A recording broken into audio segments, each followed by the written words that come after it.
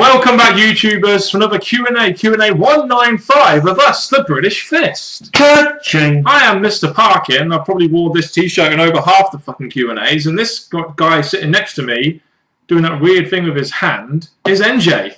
What's up? And also other weird thing he does with his hand that he does in every video. I don't know why. It's so silly. No one likes it. No. Stop. No more.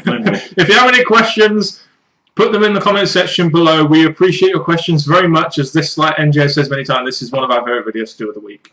And with the amount of questions that we're expecting from you, we would like you to continue contributing to the British Fist so we can continue contributing to your lives. Yes, and we will also say your name as well, which some people think is cool. So we'll go straight on to the first question, which is asked from someone called Burger Boy. Cheeseburgers. Beef burgers. Cheeseburger Boy, Beef Burger Boy, Chicken Burger Boy. Right. Who gives a shit? Burgers. They're all burgers. Who do you think should win out of Sting and Triple H at WrestleMania, and why? Beautiful question. To be honest, from a character standpoint, I think Sting has to go over. I mean, if it's a storyline that Sting, if Sting wins, then the Authority ends, and then you'd imagine they'd have Sting win. But, I mean, really looking at them both, I don't really think it matters who wins. I mean, both don't exactly have to win at this point in their career, but I think as it's Sting's first match back, and if they want to do continued business with Sting down the line, they should probably have him win. I look at this and I agree with you, apart from the fact is Triple H hasn't won a WrestleMania since. See, that is the question. It's been a few years because he's had to lose because of the opponent he's against. So I think It's WrestleMania 26. Sheamus was the last time he won. okay, we'll go with that. So is Triple H a guy that when it comes to the biggest pay-per-view of the year, he's going to continue to lose? Is Triple H going to be the guy to lose again? And Sting, in Vince's eyes, is not a WWE original. So is he going to think, okay, we've got the guy who's eventually going to take over the company, he's that damn good, we want to prove he's the boss and the thing going forward, compared to Sting, who's came back to try and overcome Triple H for some reason. Do we want that to happen? I personally would like to see Triple H win, being a Triple H fan, and me not caring so much about Sting thanks to TNA. But I think for a storyline between now and WrestleMania, I think fans are going to want to see Sting overcome the bad guy in Triple H. Triple H also defeated Brock Lesnar at WrestleMania 29. So there's a couple. But no, he hasn't won that much, has he, Triple H, considering how big of a spot a lot of people think he's in. But I think if WWE wants to do some continued business with Sting, and right now he's only just sort of began in the WWE, so if they want to do some continued business, then really Sting needs to go over, really. See, I forgot about that Brock Lesnar match because it was that freaking awful. It was that unforgettable. Yes. Anyway, also, would you book Sting in another feud after? If so, who would it be? There are loads of people I like to see Sting face. This is the thought right now. Because they're thinking of bringing back the Dead Man for this year, I think it's to possibly build up the WrestleMania after, where you're going to bring back Taker again to face The Undertaker and Sting. Yeah, I think Sting could be groomed for a feud with Bray Wyatt, perhaps. Maybe at a SummerSlam. Who really knows? We don't really know what Sting's contract is, how many dates he's got on it, etc. But I think Bray Wyatt would be the perfect person to feud with him. Maybe someone else in the Authority does a storyline. I'd push Seth Sting Rollins later. I'd push Bray later because he's about to go against Taker. Yeah. I think taking down the Authority one by one. You start with the boss because it's WrestleMania. And Orton. Then going Oh, down. no, Orton's a babyface now. Sorry, that's how long it's been since I've watched. Sad times. Then be like Rollins, Big Show, Kane. Yeah. Yeah, imagine having Sting ending Big Show and Kane's careers. Like how much poetic justice that would make. Paul Erickson Alejandrino. Do you think it would be a good idea to change Bo Dallas's gimmick and be Bray Wyatt's new disciple? I don't mind them changing Bo Dallas's gimmick. But the idea of him being Bray Wyatt's new disciple, no, because I think that he's on a bit of a roll, him just being by himself and not needing disciples. So I think that wouldn't be a good idea at this point in time. Maybe it would have been a good idea when the Wyatt family was hot, but not right now when Bray Wyatt's just doing everything he needs to do on his own. I understand that this question came a while back, so probably before Bray Wyatt got this push because he's faced Undertaker. That's the only reason he's getting this push. I think Bo Dallas, you would have had to change him to make him look worthy to be going as a disciple. Because you can't have Bo Dallas, believe, with Bray Wyatt. No, so you would have had to rebuild him for a couple of months before joining Bray Wyatt. So I say no. And they are brothers, so they do kind of look alike. Are they really? They are brothers, yes. They are indeed. Renegade Man 83. Do you see Finn Balor being successful in the main roster, and do you feel him being Irish could help establish himself in Vince McMahon's eyes? I mean, Finn Balor, I mean, if there's one person in NXT that I think has got a lot about him, I mean, he's got a fucking great entrance. He's got a good look. He's pretty decent on the mic. He's not great, but we haven't really seen his mic yet. He's very good in the ring. I mean, he's got a lot about him, and he's Irish, so he can appeal to an international audience like, for example, a Sheamus would do when you go to Britain or Ireland or whatever. So I don't see why he couldn't be successful. I think the only thing holding him down, I think, is his age. I think he's 33, which for someone just coming into the WWE won't really be able to put a lot of years into building this guy up and really getting the best return out of him. I think that's the only downside to Finn Balor right now, but the guy is good. I mean, he's one of the best in NXT. That's the complimentary side.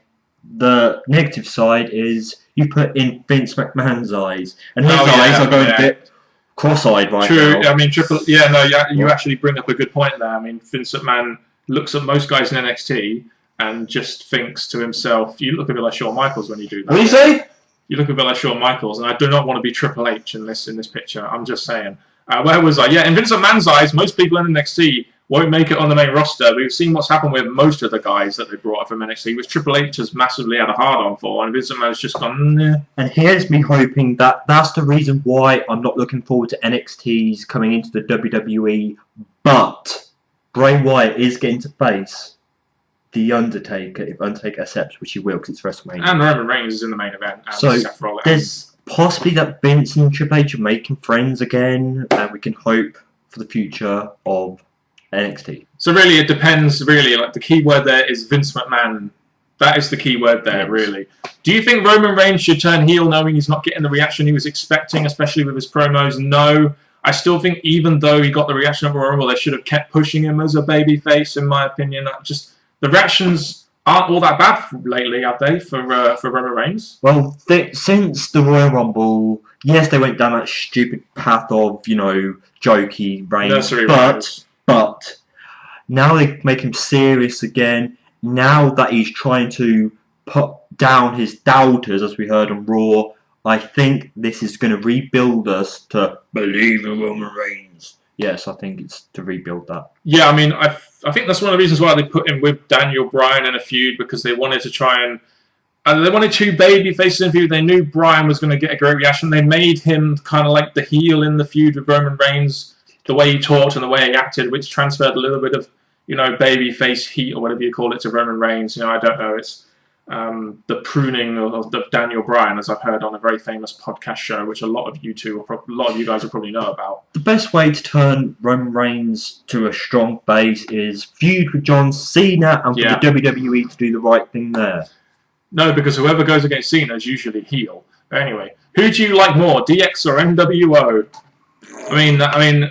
I'm guessing for you it was DX because you were a WWE fan through and through, weren't you? I mean, I don't really know because for me, it's kind of one of those decisions where you had to have been there in the time to to be able to make a decision, and I just wasn't involved in wrestling when DX and NWO were going head-to-head on WWE and WCW. I'm guessing the only DX you've seen is Triple H and Shawn Michaels. Yeah. NWO was, I'm guessing, Shawn Michaels when they brought back him to do the Hogan thing, Hogan Rock storyline. Yeah, I did watch on the WWE Network Free February, which I did subscribe to for 1 month, now cancelled. I did watch the Monday Night Wars, which was a very good WWE original. I did watch the original DX stuff, which was actually very entertaining. Whereas NWO were just like a real cool badass faction. So it really depends on, did you like the entertainment of DX, or did you just like going down with the cool kids for NWO? I was DX. Of course you were. What do you think of the Ascension on the main roster? Oh, NJ? This is going to be fun. I'm sorry. The whole taking down past tag teams is fun because you get to see old names again. Brilliant. That could have been entertaining. But the fact that they got face paint big shoulder pads. They Basically, face jobbers.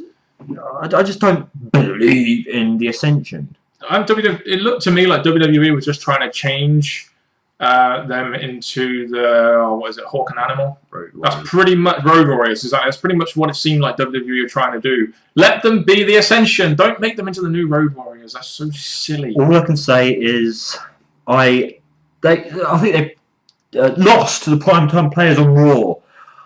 Wow. Yeah, I mean they debuted strong. Well, they didn't even debut strongly, but they beat Miz and Sandow. Or Mizdow, sorry, and then they went through a load of old tag teams. One of them being Road Dogg and Billy Gunn. And then where were they on Fastlane? They weren't even on the show.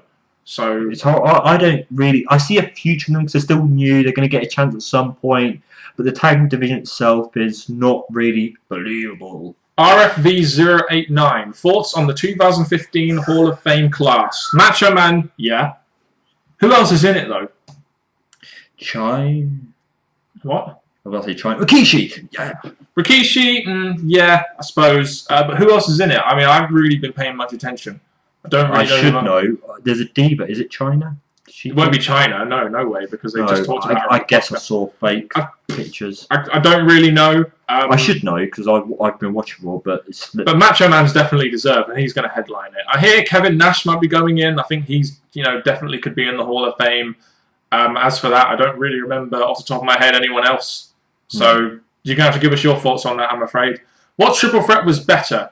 The WrestleMania 20 main event or the WrestleMania 30 one? Oh, it's no question WrestleMania 20. The 20 and 30. Where Chris Benoit won, and the 31 where Daniel Bryan won. I still think it's WrestleMania for 20, even though the story of Daniel Bryan getting to that point was brilliant. And one of the very, very small redeeming qualities about WWE that year. I'd say that the WrestleMania 31, there were spots in it, and it was the story that made the match. WrestleMania 20, the rise of Lord Voldemort, having DX there, feuds going there, the rematch. I think they were both good matches for their own purpose, but WrestleMania 20. Yeah, I think from a match standpoint, WrestleMania 20, but from a build-up standpoint, I think WrestleMania 30 was done incredibly well with the whole Daniel Bryan. Even though you knew that they were changing their plans at the last minute, I think that was one of the very, very, very few things, apart from CM Punk in 2011, that I could have really get emotionally invested in, which most other things in WWE I just cannot unless it's got the NXT brand behind it. So I'd say WrestleMania 20, personally. But a lot of people out there will say WrestleMania 30. I'm going to end on this question because I think this is a very, very important question to discuss, and it's to do with YouTube. Ebro S, do you miss the 2011 YouTube format with the video responses and comment section?